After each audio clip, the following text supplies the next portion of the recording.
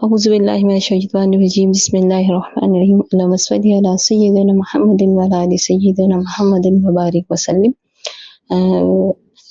السلام علیکم ورحمۃ اللہ وبرکاتہ۔ آپ سب کو پتہ ہے کہ انشاءاللہ تعالی ماہ ذی الحج چند گھڑیوں کے فاصلے پر ہے، اور چند ہی گھڑیوں کے بعد انشاءاللہ تعالی ہم ماہ ذی الحج میں داخل ہو جائیں گے۔ تو اس لیے اس مہینے کی افضلیت کے اس لحاظ سے تھوڑی سی بات کرنی بہت ضروری ہے، کیونکہ جب انسان کو کسی چیز کی افضلیت کے بارے میں پتہ چل جاتا ہے تو اس کے لیے زیادہ کوشش کرتا ہے۔ یوں تو اللہ تعالیٰ کی عبادت تمام سال میں ہی اہمیت کے حامل ہے، ثواب و اجر ہے، لیکن جو ان پہلے 10 دن ماہ ذی الحج کی یکم سے لے کے 9 ذی الحج کی دن تک، اور ماہ یکم ذی الحج جب چاند نظر آ جاتے اس کی پہلی رات سے لے کر 9 کی سے پہلی رات تک، یعنی کہ 9 دن اور 10 راتوں کے بارے میں جو بیان کیا گیا قرآن میں اس کا ذکر ہے کہ یہ دونوں، اس کے دن بھی بہت افضلیت رکھتے ہیں اور ان کا تقدس بہت زیادہ ہے، اور اس کی راتیں بھی۔ اس کا آپ یوں کہہ لیجئے کہ آپ یوں سمجھ لیجئے کہ اس کا اجر و ثواب بہت زیادہ بڑھ جاتا ہے۔ جیسے ایک جس نے ذی الحج کے پہلے 10 دنوں میں ایک دن کا روزہ رکھا تو ایسا ہے جیسے اس نے پورے سال روزہ رکھا، اور جس نے کسی نے ایک رات جاگ کر عبادت کی تو وہ ایسے ہے جیسے اس نے لیلۃ القدر میں قیام کیا ہے۔ تو مطلب اس کا یہی ہے کہ یہ اس قدر اللہ تعالیٰ کو یہ 10 دن اور 10 راتیں محبوب ہیں کہ اس کی افضلیت کو بیان کرنے کے لیے اس کا ذکر قرآن میں کیا گیا ہے۔ تو اس لیے آپ جو بھی عبادت کرتے ہیں اللہ کی محبت میں کرتے ہیں، چاہے وہ جو ذکر ہو، وہ تسبیح ہو، وہ تلاوت ہو، وہ روزہ رکھنا ہو، یہ تمام تر نفلی عبادتیں ہیں، یا وہ راتیں جاگ کر گزارنا ہو، اس تمام تر عبادتوں کی جو افضلیت ہے باقی دونوں کے سے کہیں گنا زیادہ ہے۔ ایک حدیث کے حوالے سے یہ بھی کہا جاتا ہے کہ 700 گنا زیادہ ہے۔ تو اس لیے کیونکہ ہم سارا سال اللہ تعالیٰ سے اپنی دنیاوی دھندوں میں دور ہو جاتے ہیں۔ اب اگر آپ دیکھیں تو ہم دنیا میں اس قدر آج کل کھو چکے ہیں، یہ ہماری بدقسمتی ہے کہ ہم دین سے دور ہوتے جا رہے ہیں، اور جتنا ہم دین سے دور ہوتے جا رہے ہیں ہمارے لیے مشکلات کھڑی ہوتی جا رہی ہیں، کیونکہ ہمیں جس مقصد کے لیے پیدا کیا اگر آپ اس مقصد سے ہٹتے ہیں تو ڈیفینیٹلی آپ کو تکلیفات آتی ہیں، تو مصائب آتے ہیں۔ تو اس لیے جب ہم ان باقی پورا سال ہم دنیا کے دھندوں میں گم رہتے ہیں، اور اللہ کو جبکہ محبوب رکھنا چاہیے ہر کام میں، ہم اللہ کو ہی بھلا بیٹھتے ہیں۔ تو اس لیے اللہ تعالیٰ ان 10 دنوں کا، جیسے کہتے ہیں نا سیل لگتی ہے عبادتوں کی، نفلی عبادتوں کی، وہ ہمیں پکارتا ہے کہ چلو پورا سال تو تم مجھ سے بے پرواہ ہوئے، دور بھاگتے رہے، اب آ جاؤ ان 10 دنوں میں میرے قریب آ جاؤ، میرے قریب آ جاؤ۔ ایک عمل کرو گے تو اس کا اتنا اجر دوں گا، اگر تھوڑا سا بھی عمل کرو گے تو اس کو کئی گنا بڑھا دوں گا۔ تو یہ آپ کو سیل لگی، لوٹ سیل جس کو کہتے ہیں، یہ ان دنوں کی لوٹ سیل ہے۔ تو چاہے آپ صدقہ ان دنوں میں زیادہ دیتے ہیں، اگر آپ 10 روپے کا صدقہ دیتے ہیں مثال کے طور پر، تو اور دنوں میں آپ کو 10 روپے ہی کا ثواب ملتا ہے، لیکن اس میں 10 روپے کے ثواب کو کئی گنا بڑھا دیا جاتا ہے، جو اللہ چاہے اپنی شان کے مطابق جتنا بڑھا دے۔ یہ اس نے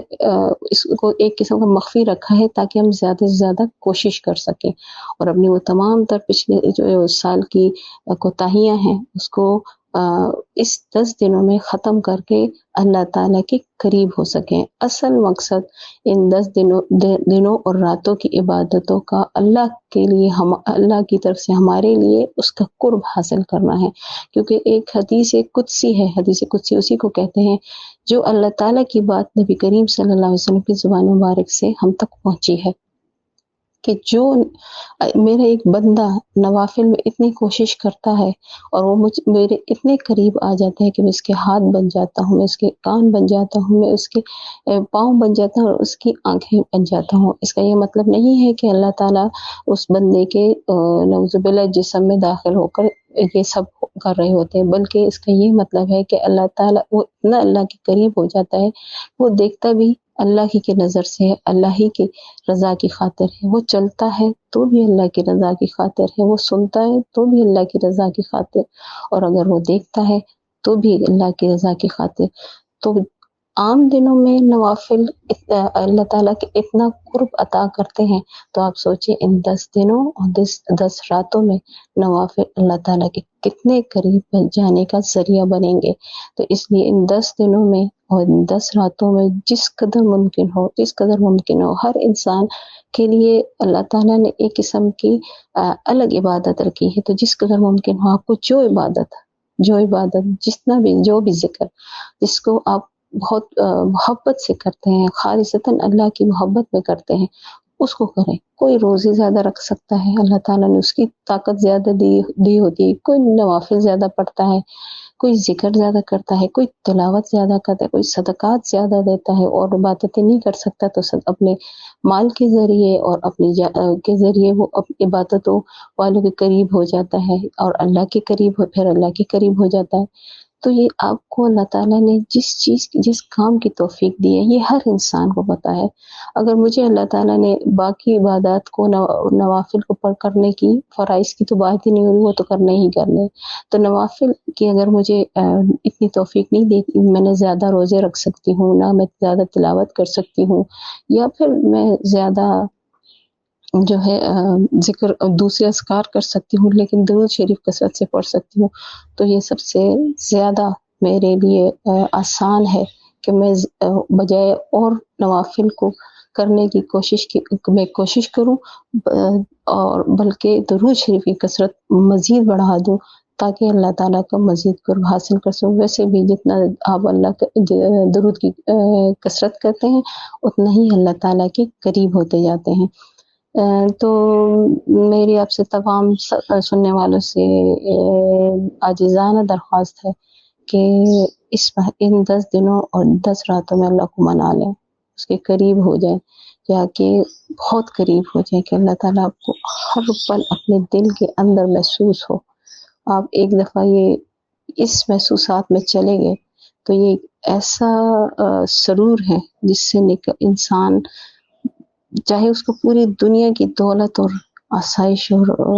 غم خوشیاں ملنے غم لیے جائیں، تب بھی وہی کہے گا کہ نہیں، جو سرور مجھے اللہ کے قرب میں مل رہا ہے مجھے کچھ نہیں چاہیے، مجھے یہی چاہیے، چاہے مجھے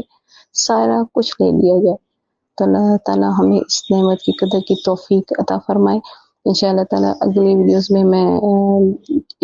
چونکہ یہ درود ہی کے ہم دیوانے ہیں اور درود ہی کی بات ہم نے آگے بڑھانی ہے، تو اس ماہ ذی الحجہ میں